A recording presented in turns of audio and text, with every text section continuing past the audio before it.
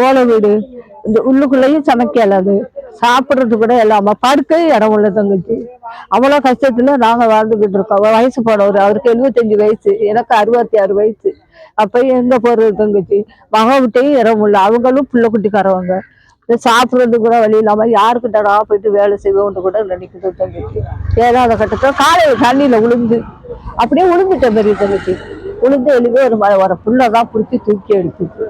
இந்த பாருங்க உடுப்பு வெக்கோட தான் தெரியுது, உளுந்தாக்க எப்போ மாட்டிக்கிறது. அவ்வளவு நிலைமையில இருக்கிறது. ஆனா சாந்திபுரத்துல மோட்டார் சைக்கிள் மிதக்குது, அங்கால வரையிலாது, இருட்டுக்குள்ள போயிடாது, வீட்டுக்குள்ளேயே இருக்க முடியாது. சாந்திபுரத்தை போல ஒரு தண்ணி வெள்ள பாருங்க, தவந்து தான் வந்தேன். வீட்டடியில பாருங்கள, வீட்டுக்குள்ள தண்ணி இந்த மாதிரி இருக்கு பெரிய தங்கச்சி. இப்படி இருக்குது. பொய்ய சொல்ல தேவையில்ல, ஒண்ணும் சொல்ல தேவையில்ல, இது சாப்பாட்டுக்காக சொல்லல, எவடி நிலைமையை மட்டும் சொல்றேன். அப்படியே ஒரு வாழ்க்கையில வாழ்ந்துகிட்டு இருக்கோம். எல்லாரும் கட்டத்துல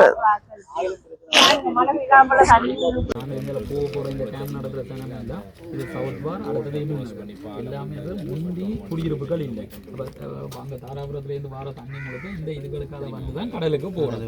இப்ப நிறைய குடியிருப்புகள் டவுனுக்கிட்ட வந்தோடனே ஒவ்வொரு ரயில்வேஜுகள் இது வாய்க்கால் கட்டி இருக்குது, இது வாய்க்கால். ஆனா வாய்க்கால மூடி தண்ணி நிற்கிறது. பிரச்சனை இது வந்து இப்ப கிட்டத்தட்ட 1800-2000 குடும்பம் இருக்கிற இடம். ஆனா இப்படிதான் தண்ணி நிற்கும். இப்ப இது வந்து இப்ப நாங்க இந்த கேட்டெல்லாம் திறந்து விட்டு இருக்கிறோம் பெருமையில கடலுக்கு போவோம். ஆனா இப்ப கடலும் ப்ரெஷர் தானே சார். இந்த தண்ணி கடல் பத்தேக்க தான் இந்த தண்ணி கொஞ்சம் கூடுதலா போகும். அப்ப அதை பார்த்து பார்த்து அதே யூசி செய்யுது. ஆனா இப்ப பிரச்சனை சார், கடலுக்கு தண்ணி போறது கொஞ்சம் கடல் ஏறி நிக்குது, கொஞ்சம் போகுது, மெதுவாக தான் போகுது. கடல் பத்தேக்க தான் கூட தண்ணி போகும்.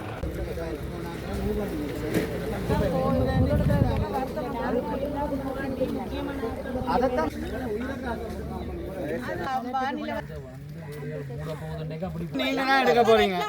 ஆமா, நான் சொல்றதுக்கான முடிவு நீங்க தான் எடுக்க போறீங்க. என்னன்னா உங்களோட உயிரை பாதுகாக்க, உங்களை பாதுகாக்கிறதுக்கு தான் நாங்கள் இருக்கிறோம். எல்லாமே அதுக்கு தான் கஷ்டப்படுறோம். சொத்து சுகம் முக்கியம் தான்.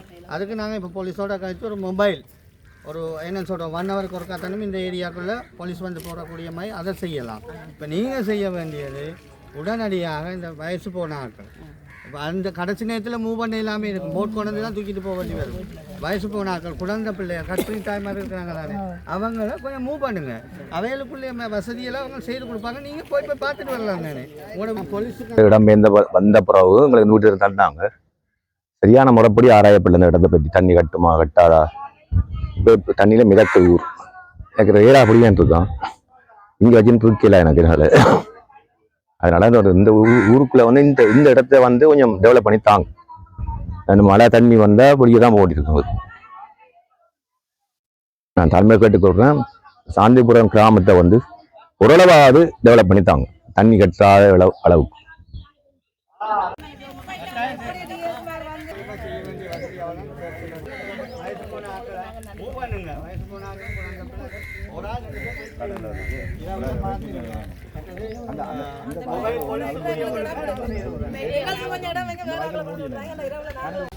அவ்வளோ இதுக்குள்ள இருக்கும். ஒருத்தரும் வந்து பார்க்குறாங்கல்ல, ஒன்றுமே செய்கிறாங்கல்ல. ஆனால் முறைப்படி இந்த ஏரியால காடாக இருந்தது, இன்றைக்கு காடுக்குள்ள வீடு இல்லைனாலும் வீடு இருக்கும்.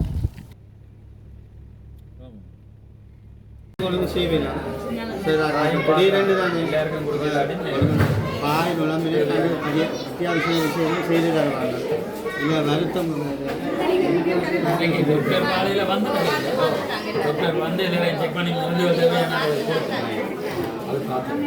எல்லாம் உங்களுக்கு தேவையான வசதிகள் ஓரளவு முழுமையான 100% இல்லாட்டி ஓரளவு திருப்திப்படுத்தக்கூடிய அளவு செய்வேன்.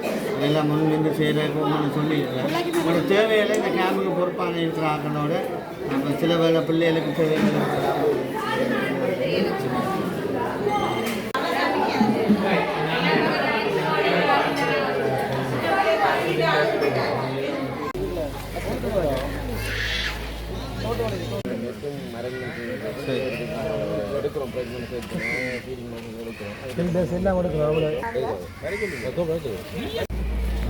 கற்பனை தாய்மார்கள் இருந்தால் இல்லை.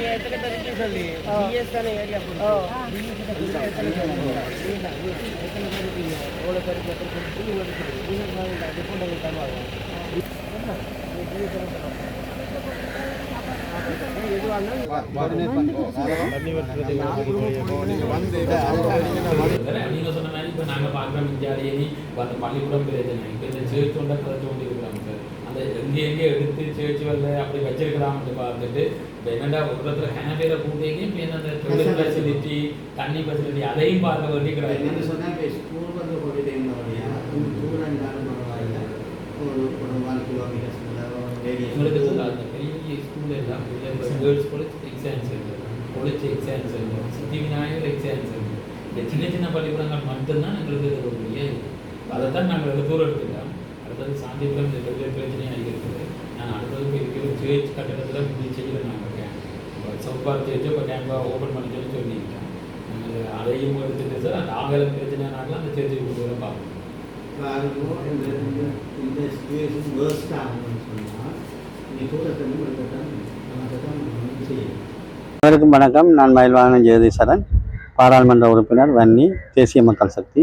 இன்றைய தினம் மன்னார் மாவட்டத்துக்கு விஜயம் செய்திருந்தேன். அந்த வகையிலே மன்னார் மாவட்டத்திலே இந்த சீரற்ற காலநிலை காரணமாக பல குடும்பங்களைச் சேர்ந்த மக்கள் பாதிக்கப்பட்டு இடம்பெயர்ந்த முகாம்களிலும் அதேபோல் அயலவர்கள் உறவினர்கள் வீடுகளிலும் பாரிய அளவில் தங்கி இருக்கின்றார்கள். இவர்கள் பல்வேறுபட்ட இடர்களுக்கு மத்தியில் அங்கு அவர்களுடைய வாழ்க்கையை நடத்தி கொண்டிருக்கின்றார்கள். அந்த வகையிலே 2092 குடும்பங்களைச் சேர்ந்த மக்கள் ஒட்டுமொத்தமாக பாதிக்கப்பட்டுள்ளார்கள். இதிலே 7971 அங்கத்தவர்கள் காணப்படுகின்றார்கள்.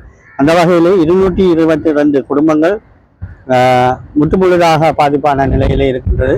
6 இடர் முகாம்கள் இப்பொழுது இயங்கிக் கொண்டிருக்கின்றது. அந்த வகையிலே 204 குடும்பங்களைச் சேர்ந்த 654 அங்கத்தவர்களை கொண்ட உறுப்பினர்கள் இங்கு காணப்படுகின்றார்கள். அவர்கள் பல்வேறுபட்ட இட நெருக்கடியில் காணப்படுகின்றார்கள். அவர்களுக்கான வசதி வாய்ப்புகள் தொடர்பாக அறிந்தாய்வதற்கு இங்கு வருகை தந்தபோது சில குறைபாடுகள் காணப்பட்டது.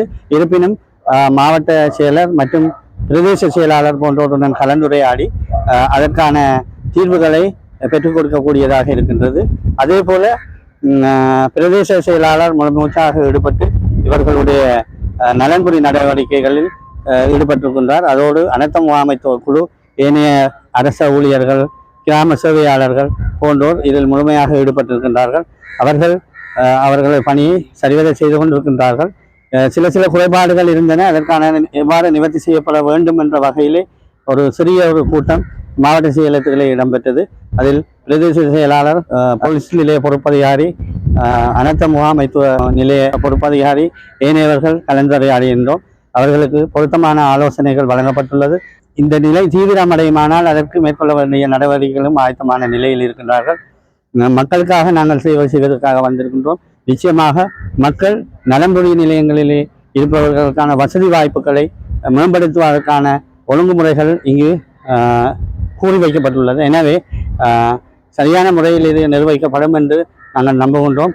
இது தொடர்பான இணைய முறைப்பாடுகள், இணைய விடயங்கள் இருப்பின் எங்களுக்கு நீங்கள் அறியப்படுத்தலாம் என்று தெரிவித்துக் கொள்வதோடு, இந்த இடர் சூழ்நிலையிலே மக்கள் உங்களை நீங்கள் பாதுகாப்பாக வைத்துக் கொள்வதோடு அதிகாரிகள் கூறப்படுகின்ற அறிவுறுத்தல்களை சரியான முறையில் கடைப்பிடித்து ஒத்துழைப்பு வழங்கி உங்களையும் இந்த பிரதேசத்தையும் பாதுகாக்கக்கூடிய நடவடிக்கையில் ஈடுபடுவதோடு சட்ட சிக்கல்கள், ஏனைய விடயங்களுக்கு அப்பால் உடனடியாக தீர்க்க வேண்டிய விடயங்கள் உடனடியாக தீர்க்கப்பட வேண்டும் என்ற வகையிலான விடயங்களை நான் அறிவுறுத்தி உள்ளேன்.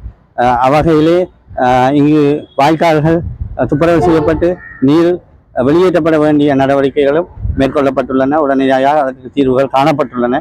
எனவே இதை மக்களும் பொறுமையாக இருந்து தங்களுடைய பிரச்சனைகளை எங்களுக்கு தெரியப்படுத்த வேண்டும் என்று வளத்திலே கூறி விடைபெறுகின்றேன். நன்றி, வணக்கம்.